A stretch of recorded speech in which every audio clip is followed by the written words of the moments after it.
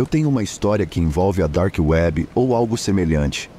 Não tenho certeza, mas foi, definitivamente, uma das coisas mais assustadoras que já me aconteceu. Isso foi em 2013 ou 14, durante o meu segundo ano do ensino médio, porque nenhuma de nós dirigia ainda. Eu sou uma garota, e a maioria das minhas amigas na época também eram meninas, e nós gostávamos de vagar pelo centro da cidade até nossos pais nos obrigarem a voltar para casa. Todas morávamos perto, então não era grande coisa nos encontrarmos na esquina e depois importunarmos as pessoas simpáticas que saíam para um passeio noturno. O distrito artístico no centro era o nosso playground durante o ensino médio. Passávamos horas explorando as ruas vibrantes, admirando murais e tomando café em cafés descolados. Não havia muito o que fazer onde morávamos, então era basicamente vagar pela cidade ou sermos expulsas do shopping. Todas preferíamos estar do lado de fora, então ficávamos nas calçadas. Uma noite, enquanto caminhávamos por um beco mal iluminado, nos deparamos com um grupo de garotos que estavam amontoados ao redor de algo na parede. Com nossa curiosidade aguçada, decidimos voltar mais tarde para investigar por nós mesmas. Foi realmente estranho o que eles estavam fazendo, porque quando passamos pela entrada do beco, todos se levantaram e agiram como se não estivéssemos lá, fingindo que não os víamos. Mas, assim que continuamos, eles voltaram para a parede e continuaram mexendo no que quer que estivesse lá. Com as atividades super limitadas para crianças no centro, estávamos mais do que interessadas em descobrir o que aquelas pessoas estavam fazendo. Ficamos de tocaia em um poste de luz um pouco mais adiante e esperamos que eles saíssem. Depois de uma hora, finalmente saíram. O que poderia ter mantido o interesse deles por tanto tempo? Esperamos até que saíssem de vista antes de voltarmos pelo mesmo caminho. Enquanto voltávamos ao beco, o sol estava se pondo atrás dos telhados, lançando longas sombras. O ar ficou denso com um silêncio sinistro, como se os tijolos e a argamassa nos isolassem do resto do mundo. Sabíamos que o sol estava se pondo, mas estava mais escuro lá do que eu esperava. Era difícil distinguir os detalhes mais finos. Nos aproximamos do local, com os corações batendo em sincronia. "O que você acha que eles estavam fazendo aqui?" Minha amiga Emily sussurrou, seus olhos vasculhando as paredes. Balancei a cabeça, meus olhos fixos no local onde os garotos estavam. Foi quando vi uma porta USB selada entre os tijolos, brilhando na luz que desaparecia. Simplesmente selada no tijolo. Apenas uma porta para alguém se conectar. "Gente, olhem isso", eu chamei, minha voz mal ultrapassando um sussurro. Todas se reuniram ao meu redor, seus rostos refletindo uma mistura de fascinação e apreensão. A porta parecia fora de lugar, como um segredo escondido à vista de todos. Que diabos pode ser isso? Uma das coisas mais estranhas que já vi. Quem colocou isso ali e por quê? Por que torná-la acessível? "Isso é assustador", disse Anne, sua voz tremendo. Eu ri e empurrei seu ombro, tentando descontrair. "Ah, qual é, Anne? Aqueles garotos estavam mexendo nisso. Provavelmente é anime ou alguma coisa nerd." Todos rimos coletivamente. É verdade. Vimos outros garotos brincando com isso, então não parecia algo sinistro. Mas eu estava muito curiosa, então perguntei: "Devemos ver o que tem aqui?" "Não sei", Emily disse hesitante. "Ah, vamos lá. Provavelmente não é nada", respondi. Minhas amigas trocaram olhares nervosos, mas eu estava determinada. Revirei minha mochila e tirei alguns cabos adaptadores. "Você tem certeza de que isso é uma boa ideia?" Minha amiga Sarah perguntou, seus olhos se arregalando de preocupação. Ela já era conhecida por ser a estraga-prazeres, então eu não dei muita atenção. Sorri, meu coração batendo forte de excitação. "Vamos lá, vai ser divertido, gente." Com um suspiro profundo, conectei a porta USB ao meu iPhone. O dispositivo vibrou ao conectar, baixando gigabytes de dados. Eu mal podia esperar para ver o tipo de coisa estranha que poderíamos descobrir, ou talvez algum diário secreto, quem sabe. Olhando para trás, me sinto uma completa idiota por ter conectado meu dispositivo pessoal a uma porta aleatória no meio da cidade. De qualquer forma, meu celular reiniciou e esperamos em silêncio, com os olhos fixos na tela. O que iria aparecer? De quem seriam os segredos que começariam a passar pela minha tela agora? Todos começamos a falar e rir, sentindo a diversão voltar ao grupo. Começou como uma preocupação, mas agora que o celular não tinha explodido, voltamos a rir. O telefone ligou novamente. Todos suspiramos coletivamente, aliviadas. Nada parecia ter acontecido. Rimos aliviadas e começamos a nos afastar. Tentei acessar o giga de dados que acabei de baixar, mas não consegui. Estávamos em movimento agora. Disse a mim mesma que olharia isso mais tarde e deletaria se necessário. Continuamos o resto da noite sem incidentes, até que chegou o toque de recolher e eu tive que seguir para casa. Fiz o caminho de volta sozinha, mexendo no meu telefone, e descobri que literalmente nada estava diferente. O que foi baixado aparentemente se apagou, pois não havia nada no meu histórico, nem nos meus downloads. Satisfeita, fui dormir, sem pensar mais nisso. Mas, conforme os dias passavam, o comportamento errático do meu celular estava aumentando. Aplicativos abriam e fechavam sozinhos. Mensagens enviadas aos meus amigos não faziam sentido. Meus aplicativos financeiros eram inúteis. Eu nem conseguia verificar meus e-mails. Eu sentia como se estivesse perdendo o controle, mas meu constrangimento me mantinha em silêncio. Entre tudo, os aplicativos bancários eram os mais estranhos. Quero dizer, eu era uma criança naquela época, mas ainda tinha acesso a um cartão de caixa eletrônico e coisas assim. Estava preocupada que o que quer que tivesse invadido meu celular pudesse acessar áreas mais delicadas da minha vida, e a partir daí, Deus sabe o quê. Ainda sendo uma criança tola, não tomei nenhuma precaução, apenas esqueci disso, como sempre fazia com tudo. Rimos muito das mensagens aleatórias que meu celular enviava. Eram cheias de palavras sem sentido ou totalmente ininteligíveis e disparavam a qualquer hora do dia. Muito estranho e engraçado por qualquer motivo. Então, meu laptop entrou no caos. Um dia ele travou, depois reiniciou e a tela de login me provocava com a mesma mensagem ameaçadora. Todos os seus segredos pertencem a nós. Eu me sentia observada, como se alguém estivesse esperando que eu cometesse outro erro. Fiquei encarando a tela em silêncio e me perguntando de que segredos eles estavam falando. Segredos pertencem a quem? Quais segredos? Meu estômago revirou só de pensar nisso. Novamente, jovem e estúpida, apenas fechei a tela do computador e imaginei que tudo iria embora. Estaria de volta ao normal pela manhã, se não, talvez depois da escola, teria que se consertar. Mas eu não era a única a experimentar problemas estranhos. Meu pai mencionou que o celular dele estava estranho. Minha mãe estava tendo dificuldades com a internet. À medida que a semana passava, eu ouvia mais e mais sobre as esquisitices em nossa casa. Internet caindo, aparelhos inteligentes agindo de forma estranha, aplicativos fazendo o que queriam nos celulares.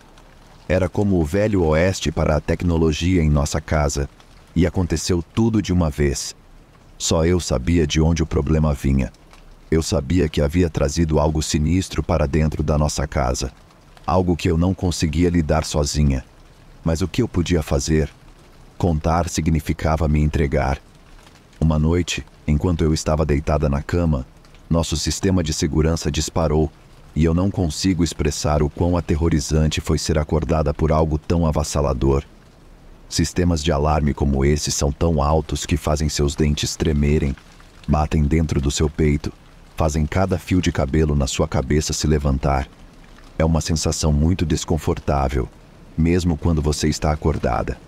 Então, para isso disparar no meio da noite, me deixou à beira da histeria. O alarme nos fez correr para a sala, nossos corações todos disparando.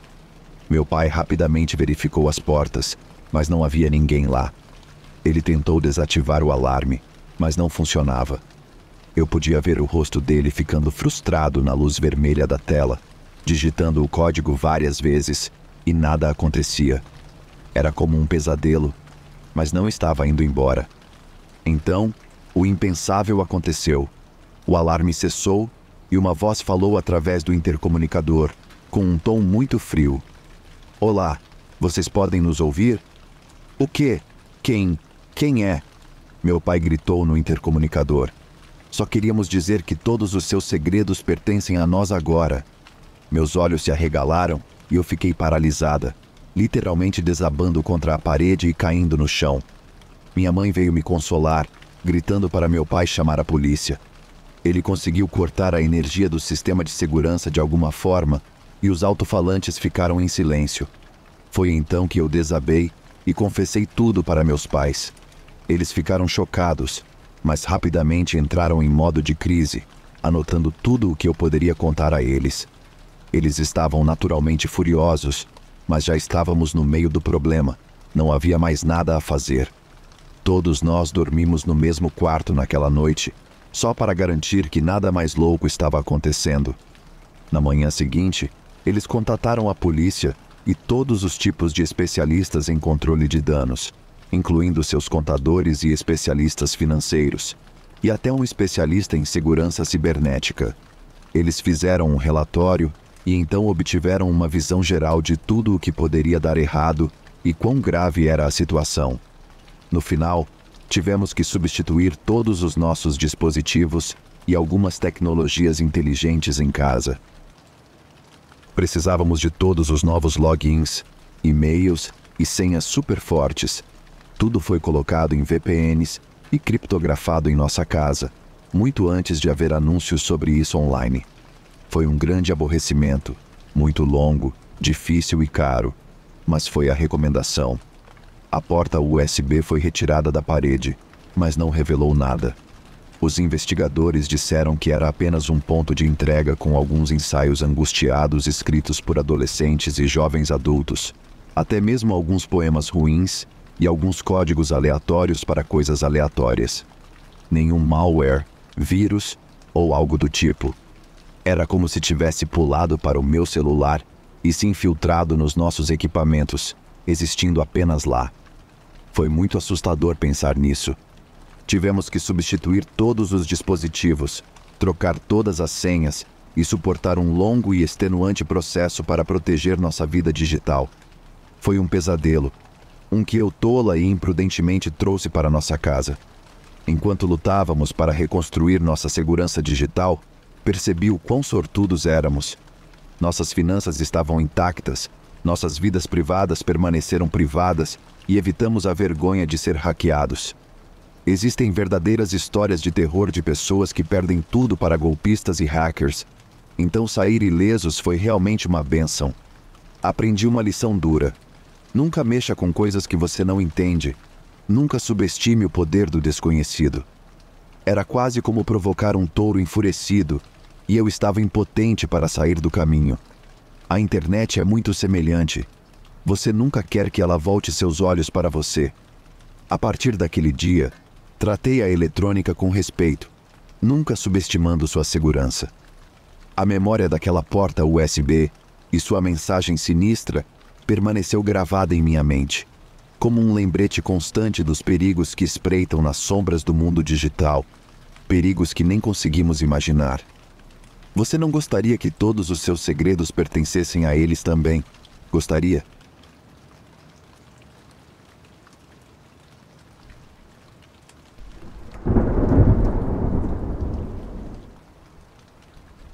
Sempre adorei meu bairro. É silencioso, amigável. O tipo de lugar onde você pode deixar as portas destrancadas, sem se preocupar com nada. Vivi nesses subúrbios praticamente a vida toda. Sempre foram bonitos, charmosos e exatamente o que as pessoas esperam quando imaginam o interior dos Estados Unidos. Nós não conhecemos todos os nomes uns dos outros ou algo assim. Isso não é Mayberry. Mas todos tínhamos um bom entendimento da comunidade e de como as coisas funcionavam. O crime era mínimo, pelo menos pelo que me lembro. Mas como sabemos, essas coisas podem sempre mudar. Durante a pandemia de Covid, foi quando as coisas mudaram para nós. Rostos estranhos começaram a aparecer, e eu notei pessoas que não se encaixavam. Isso definitivamente estava acontecendo em todos os Estados Unidos. Pessoas estavam saindo das cidades aos montes, se não aos milhares, e enchendo as pequenas comunidades periféricas e subúrbios, pensando que seriam mais relaxados com protocolos e procedimentos. E embora estivessem certos, isso era apenas porque tínhamos uma população limitada. Quando mais 10.000 pessoas chegaram à cidade, enchendo os hotéis e começando a dormir em seus carros nas ruas, as coisas mudaram e passamos a ter as mesmas leis e restrições das grandes cidades. No começo, pensei que era apenas imaginação minha, mas com o passar das semanas, percebi que algo estava errado. Não era nada grave, mas definitivamente captou minha atenção. Eu estava trabalhando de casa na época e, com menos coisas para fazer, comecei a observar o bairro. Foi quando vi um carro velho e mal conservado, com paralamas enferrujados e janelas escurecidas. Parecia encrenca estacionado em frente à casa dos Johnson, onde moravam adolescentes. Pensei que talvez pertencesse a um amigo visitante, mas algo nele me deixava inquieto. Essa foi a coisa que me fez sentir estranho, já que eu nunca tinha visto um carro tão duvidoso em nosso bairro. Fiquei de olho nele, mas não vi ninguém ou qualquer atividade. "Querida, vem ver isso", chamei minha esposa, acenando em direção à janela. Ela veio e espiou a rua. "O que estou vendo?" "Aquele carro não parece suspeito para você?" Ela franziu a testa. "Talvez seja só um amigo visitando as crianças na casa dos Johnson." Talvez você esteja certa", respondi, descartando a preocupação. Cheguei à conclusão estranha de que ele parecia fora de lugar. Concordamos que o carro estava fora do contexto, mas não havia muito mais o que fazer, a menos que quiséssemos chamar a polícia. Eu não estava tão investido nisso. Parecia exagero no momento, cruzando uma linha, por assim dizer. Provavelmente nada, mas fizemos uma anotação mental para ficar de olho na rua e ver se ele sairia. Ele saiu, esporadicamente, indo e vindo em intervalos aleatórios, e sempre sem que víssemos o motorista. Era misterioso, mas não era o fim do mundo, então acabei esquecendo. Talvez fosse só paranoia causada pela Covid nublando meu julgamento. Passada uma semana, notei que a polícia começou a patrulhar o bairro. Isso sim era incomum. Nunca víamos policiais por aqui, a menos que fosse para uma multa por excesso de velocidade ou um gato perdido. Não associei as coisas de imediato, apenas imaginei que era uma patrulha aleatória, ou talvez estivessem procurando alguns adolescentes encrenqueiros, o que não seria a primeira vez. Eles patrulharam um dia, depois no outro, e no terceiro dia me lembrei daquele carro estranho e pensei, talvez algo esteja acontecendo, afinal. Então vi um policial pegando um depoimento da casa ao lado da dos Johnson. Minha curiosidade foi despertada a esse ponto. O que mais eu precisava? Era bastante óbvio que algo estava acontecendo, e eu estava sendo curioso e queria saber a gravidade. Observei pela janela enquanto o vizinho explicava algo em detalhes vagos para o policial, que estava anotando tudo. "O que está acontecendo?" perguntei à minha esposa enquanto assistíamos o policial acenando e fazendo anotações. "Talvez alguém tenha denunciado uma pessoa suspeita", ela sugeriu. "Ou talvez estejam fazendo uma festa lá. Não deveríamos ter reuniões com mais de 6 pessoas ou algo assim?" Ela estava certa. Isso era bem no começo do Covid, e nós tínhamos aquelas regras estúpidas em vigor. Fui subitamente tranquilizado. Provavelmente tinha algo a ver com Covid, algo realmente estúpido, e eu me preocupei à toa. Mesmo assim, continuei observando a cena até que o policial foi embora e tudo voltou ao normal. Minha esposa e eu nos acomodamos, jantamos e esquecemos do estranho acontecimento do lado de fora. Sentamos para assistir algo na Netflix à noite, mas descobrimos que não conseguíamos fazer nada funcionar. A internet estava conectada, mas a velocidade estava inexistente, nada carregava, apenas círculos de carregamento girando. Depois de alguns minutos tentando, não sabíamos mais o que fazer. Fizemos algumas ligações para amigos, tentamos o atendimento ao cliente, e ninguém tinha uma resposta. Tentamos reiniciar o roteador, e funcionou, mas só por 1 minuto. Finalmente desistimos e ficamos apenas no sofá. Conforme a noite avançava, eu não conseguia me livrar da sensação de que algo estava definitivamente estranho e fora de lugar. Continuava olhando pela janela. Foi quando os vi novamente. Um carro da polícia sem identificação estacionado na rua, parcialmente escondido. Meu coração começou a disparar ao perceber que o que quer que estivesse acontecendo era sério desta vez. Será que isso foi o que derrubou a internet? Querida, vem ver isso, sussurrei, acenando para o carro da polícia. Ela espiou pela janela, seus olhos se arregalando. O que eles estão fazendo lá fora? Eu balancei a cabeça. Não sei, mas definitivamente vou descobrir amanhã. Ficamos mais um pouco na janela, esperando ver se algo mais acontecia. Não aconteceu. Nada se mexeu, sem luzes, sem sons. Conversamos sobre isso novamente, talvez pensando que poderia estar relacionado. E se fosse, como e por quê? Por que todas essas coisas estranhas estavam acontecendo de repente? De novo, provavelmente estávamos apenas um pouco nervosos por estarmos literalmente sendo invadidos por refugiados da Covid e todos os tipos de outras histórias horríveis sobre invasores e coisas do tipo, ou até mesmo comunidades inteiras sendo tomadas por malucos. Quando fomos para a cama, não consegui me livrar daquela sensação. Ainda tinha algo acontecendo no nosso bairro tranquilo, e eu estava determinado a descobrir. Vou conversar com os vizinhos amanhã, disse a minha esposa enquanto nos acomodávamos na cama.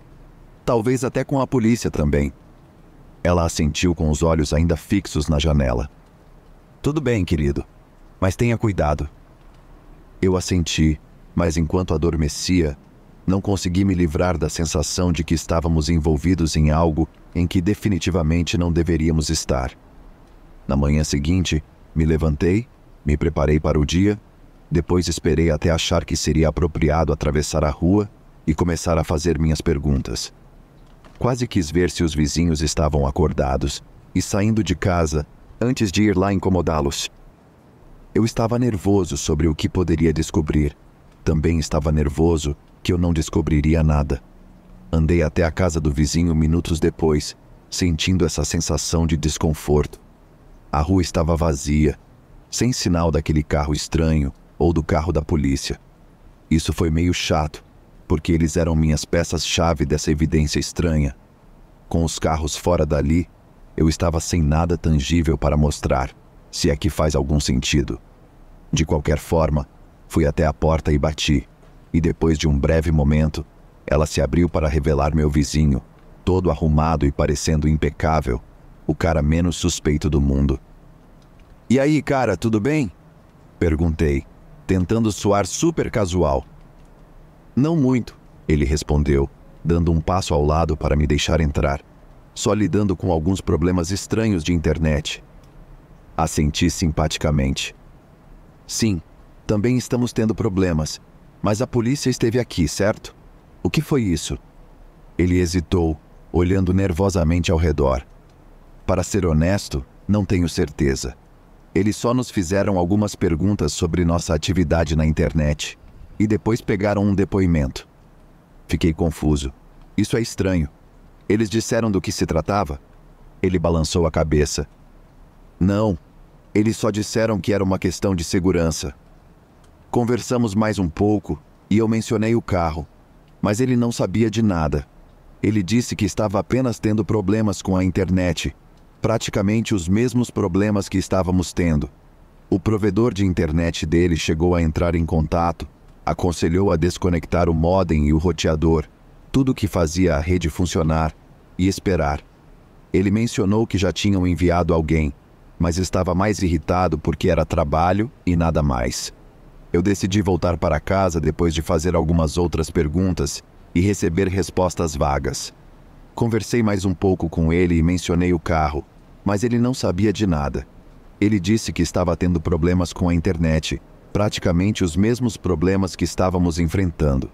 O provedor de internet dele chegou a entrar em contato, aconselhando-o a desligar o módem e o roteador, tudo que fazia a rede funcionar, e esperar.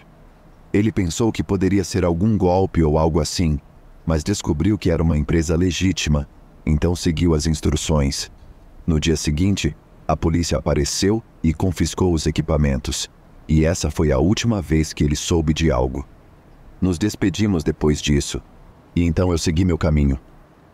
Saí da casa dele me sentindo mais perplexo do que nunca.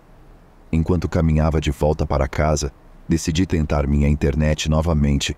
Quem sabe agora estava funcionando. Mas quando conectei, percebi que ainda não estava funcionando corretamente. Dizia que estava conectado, mas eu não conseguia acessar sites ou enviar mensagens. Parecia que nada queria sair para fora. Passei a próxima hora tentando solucionar o problema, fazendo varredura por vírus e verificando qualquer possível falha que pudesse estar causando os problemas. Não encontrei nada. Como última tentativa, desliguei tudo, deixei descansar por um tempo e então, quando liguei novamente, resetei a rede e mudei tanto o nome quanto a senha. Por algum motivo, no momento, achei que isso poderia ajudar. Enquanto tudo isso acontecia, acabei olhando pela janela e lá estava aquele carro velho e caindo aos pedaços. Eu sabia que ele tinha que estar envolvido no que estava acontecendo. 2 casas sem internet, a polícia patrulhando a todo momento. Parece uma conspiração direta, eu sei, mas terminei de resolver as coisas da rede e peguei meu celular, que ainda funcionava sem Wi-Fi, e comecei a procurar respostas por lá, principalmente no Reddit. A maioria dos posts e comentários que encontrei falava sobre segurança comprometida da internet, mas isso não podia ser nosso caso. Minha esposa e eu não abríamos spam ou visitávamos sites suspeitos ou algo do tipo. Foi então que houve uma batida forte na nossa porta. Hesitei, sentindo um senso de medo. Quem poderia ser? A polícia vindo buscar meu modem agora?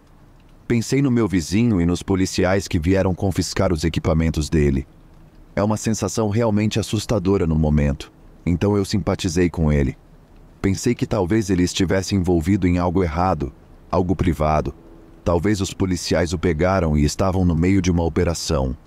Eu sabia que não estava envolvido em nada nefasto, mas alguém estava aqui de qualquer forma. Caminhei lentamente até a porta e a abri para encontrar um jovem desleixado indo embora da minha entrada. Era como se ele tivesse batido e de repente perdido a coragem. Lembre-se de que demorei 1 minuto para realmente me levantar e atender a porta. Achei que talvez ele tivesse se cansado de esperar, imaginando que eu não estava em casa. De qualquer forma, esse garoto de aparência desajeitada definitivamente não era da polícia. "Ei, espera!" chamei, sentindo uma sensação de desconforto. "O que você quer?" Ele se virou e seus olhos estavam fundos e a pele pálida. "Por que você fez isso?" perguntou, com a voz quase inaudível. Ele então parou no lugar e manteve seus pequenos olhos fixos em mim. "Fiz o quê?" "Por que você fez isso?" Ele perguntou novamente, mas dessa vez ele quase gritou. Era como uma coisa realmente psicótica, os olhos saltando das órbitas, saliva voando de sua boca.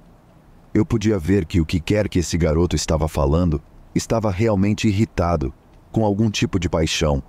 Mesmo assim, eu nunca o tinha visto antes, nunca lidei com ele, então não sabia realmente o que dizer ou como responder.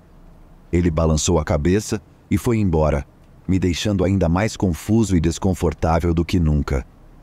Enquanto o observava desaparecer na distância, percebi que eu estava definitivamente fora do meu elemento com toda essa situação. Problemas de internet, a visita da polícia, o carro estranho, tem que estar tudo conectado. Estava tudo se fechando sobre nós. Eu não sou um policial, não sou um investigador, nem mesmo sou realmente um lutador. Eu só sentia o peso e a proximidade de algo potencialmente perigoso. Eu queria sair fora, queria a polícia no local imediatamente. Voltei para dentro de casa com o coração acelerado de medo. O que está acontecendo? E por que estou sendo agora o alvo? Enquanto esperava minha esposa chegar em casa, não conseguia afastar a sensação de que estávamos em grande perigo. A lenta queima de desconforto havia se transformado em um fogo ardente de pavor. Imaginei que a polícia apareceria a qualquer minuto para me jogar na cadeia. Mas por quê? Quem sabe? Talvez alguém estivesse me incriminando bem naquele momento, carregando todo tipo de coisas ilegais no meu computador e tablet sem que eu soubesse, porque isso poderia acontecer, certo? Minha esposa chegou em casa e conversamos sobre tudo isso. Eu a informei sobre todas as coisas estranhas que estavam acontecendo. Ela concordou que precisávamos contatar as autoridades e descobrir exatamente o que estava acontecendo. Eles estavam mais do que ansiosos para vir no dia seguinte.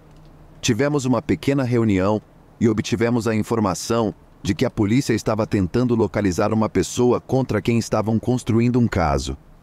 Acontece que era o cara que bateu na nossa porta naquele dia. O nome dele era Kevin ou Keith, algo assim. E ele era um refugiado recém-desalojado pela Covid, sem teto e meio fora de si. A coisa sobre Kevin era que ele era um técnico e tinha um conhecimento vasto de computadores e ciência da computação. Kevin estava dirigindo pelo meio oeste, pegando internet emprestada aqui e ali. Começou em cafés e lojas aleatórias, postos de gasolina, realmente em qualquer lugar que não tivesse um link protegido. Algumas dessas redes bloqueavam o acesso e as permissões. Então Kevin ficou muito bom em contornar esses firewalls e restrições. Com o tempo, com o uso prolongado de drogas e uma relação cada vez mais frágil com a realidade, Kevin começou a descer por todo tipo de buracos de coelho de conspirações. Ele também parou de dormir. Aparentemente, apenas dirigindo sem rumo de cidade em cidade, estado em estado. À medida que isso continuava, ele começou a usar redes privadas, já que descobriu como entrar na maioria delas. Algum tipo de acesso de porta dos fundos estranho com todas as pessoas que não mudaram a senha padrão de suas redes. Ele queria usar redes privadas porque Kevin estava acessando coisas malucas na Deep Web. Coisas de conspiração e montanhas de imagens ilegais. Nem quero dizer que tipo. Foi quando ele chegou na nossa rua. Ninguém sabe por que ele veio para cá, de onde ele veio ou qual era seu plano real. O cara estava usando estimulantes sempre que podia, principalmente pílulas que tinha com receita, mas também tinha metanfetamina no carro. Kevin percorreu 3 estados só para usar drogas e roubar internet, enquanto estacionava na frente da minha casa, com as janelas cobertas o suficiente para que não pudéssemos vê-lo lá dentro. Embora, depois que a polícia finalmente o prendeu, disseram que ele abriu um espaço entre o banco de trás e o porta-malas para se esconder melhor ali, sem que as pessoas o vissem. Depois que tinham o caso construído com provas suficientes e vigilância, praticamente o cercaram ali na rua naquela tarde e o prenderam. Quando abriram o carro, quase parecia algo saído de Mad Max ou Robocop, com fios correndo por toda parte, baterias conectadas a todos os tipos de coisas, barras de luz e pacotes de energia. Até tinha um pequeno ventilador instalado no porta-malas. Era incrível e, na verdade, impressionante ver. Esse garoto provavelmente era um gênio legítimo, mas não tinha uma capacidade útil para isso. Foi preso, mas não por muito tempo. O carro foi rebocado e nunca mais foi visto. Eu espero que tenham ajudado aquele garoto a endireitar a vida. Drogas fazem coisas estranhas com as pessoas. Eventos mundiais fazem coisas ainda mais estranhas com as pessoas, como o Covid. Mas acho que nada desequilibra mais uma pessoa do que a internet faz.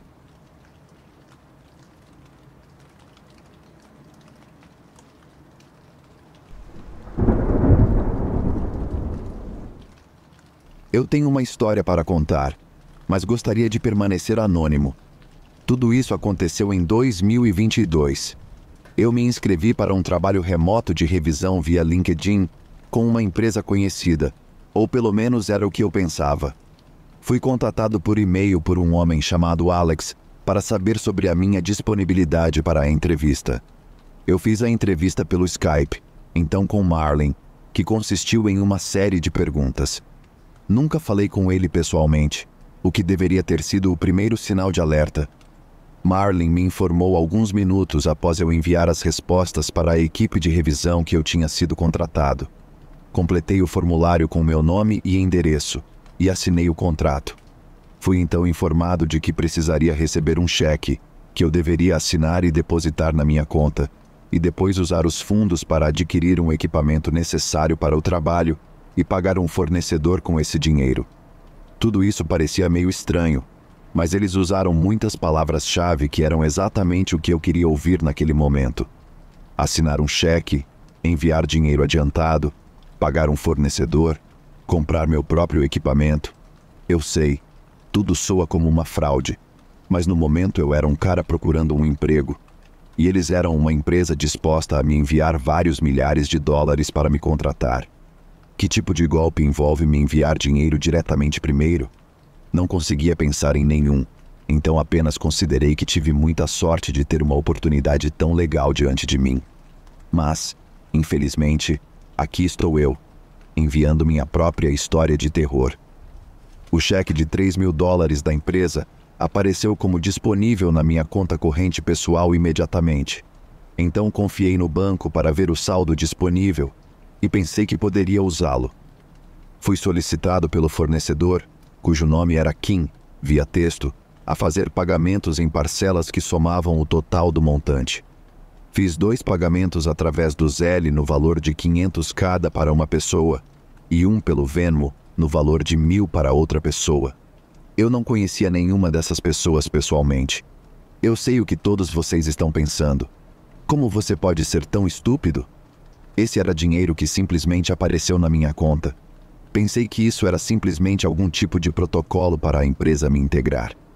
Tudo parecia oficial e havia dinheiro da empresa na minha conta, ou pelo menos foi o que eu pensei.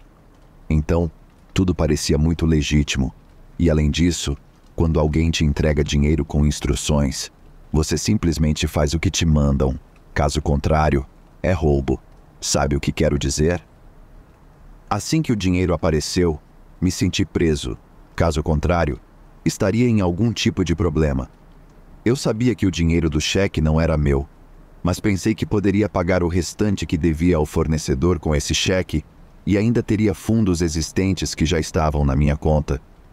Se eu soubesse que os fundos ainda não estavam disponíveis, eu nunca teria feito nenhuma transação. Tudo isso aconteceu durante o fim de semana do Dia do Trabalho em 2022. Então o que aconteceu foi o seguinte: como esse dinheiro era tão novo na minha conta, ele estava tecnicamente ainda pendente. Então, todos os fundos que paguei da minha conta eram na verdade meu próprio dinheiro, não os $3.000 que estavam segurando. Tudo bem, só imaginei que faria uma troca e deixaria o novo dinheiro preencher o que eu estava gastando das minhas economias.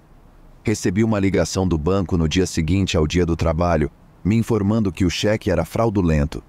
Não houve retenção no cheque. Nesse meio tempo, meu saldo bancário foi para o negativo. Fui orientado pelo banco a não me comunicar com nenhuma das pessoas envolvidas e a fazer um boletim de ocorrência imediatamente. O que fiz naquele dia? O dinheiro agora era um nulo, e além disso, enviei cada centavo que tinha para esses fornecedores e mais um pouco. Isso estava se tornando uma situação sombria e sem esperança. Recebi um e-mail de Alex e uma mensagem de texto de Kim sobre enviar o restante dos fundos para que a estação de trabalho fosse enviada para o meu endereço residencial. Nem preciso dizer que não respondi ao pedido deles, nem ouvi falar deles novamente. Guardei todas as correspondências e fiz relatórios para várias agências. Tenho um emprego em tempo integral e estava tentando ganhar uma renda extra durante tempos difíceis, especialmente enquanto a Covid ainda estava desenfreada.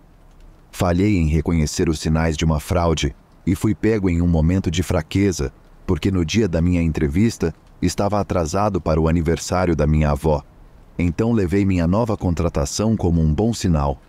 Fiquei enjoado por ter sido tão aproveitado por pessoas do lado obscuro da web, especialmente quando eu estava apenas tentando fazer a coisa certa pela minha família em um mundo com pouca oferta de trabalho. Minha esposa e eu somos uma família com uma única renda. Ela é deficiente e ainda está no processo de solicitar benefícios federais. Eu estava tentando fazer o que podia para fazer as coisas acontecerem. Isso realmente nos machucou. A situação toda ainda nos deixa muito chateados e me faz sentir especialmente como um fracasso depois de todo esse tempo. Precisei entrar em contato com ajuda psiquiátrica, pois a situação tem sido muito traumatizante. Também tirei um tempo do trabalho depois que isso aconteceu. Tenho ansiedade e depressão, para as quais sou tratado, o que obviamente piorou desde que este evento ocorreu. Para as pessoas a quem isso aconteceu, não há forma de alívio, apenas uma vergonha brutal e devastadora. Tudo o que podemos fazer é esconder. Deus me livre de alguém descobrir que fui enganado e, em seguida, ter que explicar que sou ingênuo e sem dinheiro. As agências com as quais fiz o relatório não me contataram de volta ou não puderam me ajudar. Eu estava além de derrotado e tive pensamentos muito sombrios após essa realização. Eu realmente só via uma saída. Felizmente, voltei aos meus sentidos e desde então fiz o meu melhor para lidar com a situação. Fiz um acompanhamento com a polícia, mas eles realmente não puderam fazer mais nada por mim, continuando a me aconselhar a entrar em contato com o escritório do procurador-geral, o que eu já tinha feito. Tentei trabalhar com meu banco, mas eles me informaram que, como as atividades no Venmo e no Zelle foram iniciadas e autorizadas por mim, as reivindicações de disputa foram negadas. Evidentemente, há algum tipo de regulamento conhecido que não fornece proteção para consumidores em caso de pagamentos autorizados resultantes de fraudes. Portanto, estou sem sorte. Até onde sei, a conta do Skype, a conta do Venmo e a conta do Zelle de todas essas pessoas envolvidas ainda estão ativas. Há algo condenatório sobre isso. Como ninguém viu quaisquer consequências, exceto eu. Essas pessoas não perderam o sono, não precisaram fugir ou desaparecer. Eles ainda usam as mesmas contas para realizar seus golpes. Fico impressionado com o fato de haver agências e aplicação da lei, toneladas de trilhas de papel e evidências para respaldar tudo, mas ainda assim, são impotentes para fazer qualquer coisa. Que tipo de mundo vivemos onde as pessoas podem fazer isso em plena luz do dia e nunca serem pegas? Não sei todos os passos que a polícia tomou com essa questão, que protocolos seguiram, ou se apenas concluíram que isso provavelmente ocorreu no exterior, como o oficial designado ao meu caso mencionou para mim. Eu entendo que essa situação não é tão grande quanto muitos dos outros problemas que a polícia enfrenta, mas eu esperava que uma investigação mais completa tivesse sido concluída. Os golpistas, portanto, continuam a se safar de suas más ações. Entendo que não houve atividade não autorizada em minhas contas e que eu iniciei esses pagamentos. No entanto, nunca teria feito isso se soubesse que eram fraudadores e parte de um golpe gigante. Eletronicamente, os fundos apareciam como disponíveis no meu aplicativo móvel, o que é enganoso. Se eu soubesse que estavam indisponíveis, isso teria me atrasado de fazer qualquer transação até ouvir de volta do meu banco e que o cheque era fraudulento. Paguei um preço alto por isso contra meu melhor julgamento, já que perdi $2.000. Desde então, tomei medidas adicionais e estou muito mais cauteloso ao me candidatar e pesquisar empregos online. Desde então, consegui encontrar um trabalho estável e legítimo em meio período e voltar aos trilhos com minha vida, pelo menos em grande parte. Estaria mentindo se dissesse que essa questão toda ainda não me assombra sempre que penso nisso. Nunca tive nada assim acontecer comigo antes. Nada que, pelo menos, não envolvesse dinheiro sendo enviado e roubado de mim. Que maneira criativa de drenar contas até secá-las. Tudo isso foi crime digital, todo online, é claro. Mas houve uma noite no auge da situação em que algo aconteceu na vida real. Foi depois que descobri que tudo era uma fraude, mas antes de fazer o relatório oficial. Foi uma noite tarde para mim e minha esposa. E mesmo quando ela foi para a cama, eu não consegui dormir. Andei do quarto para a sala de estar, depois para o escritório, antes de me acomodar em uma cadeira e ficar olhando para o teto. Estava tentando limpar a mente no silêncio da noite, e foi então que pensei ter ouvido uma batida na porta. Olhei para baixo e esperei, mas nada veio novamente. Achei que estava apenas ouvindo coisas, um sintoma do meu estado mental perturbado. Porém, isso me assustou o suficiente para me trazer de volta ao mundo real, momento em que me recompus e fui para a cama. Não foi até a manhã seguinte, quando saí para o meu café da manhã, que encontrei uma carta colada na minha porta da frente. Muito incomum para minha casa, incomum para meu bairro, com a situação atual acontecendo, fui muito cuidadoso. Removi aquela carta cuidadosamente, levei para dentro e liguei para o investigador que estava lidando com meu caso para receber mais instruções. Ele me disse para esperar, pois ela precisava ser usada como evidência. Eles fizeram o que fazem e não resultou em nada. Sem DNA, sem impressões digitais, nada. Apenas um envelope branco vazio com uma carta dentro. Quando a abrimos, tudo o que estava escrito era "Obrigado", em letras impressas. Até hoje não sei se estava relacionado, mas o timing foi impecável. A limpeza da carta e do envelope também foi suspeita. De qualquer forma, não gerou pistas e foi para a pilha de evidências. A parte mais assustadora foi que talvez alguém soubesse onde eu morava e até soubesse que eu estava acordado naquela noite.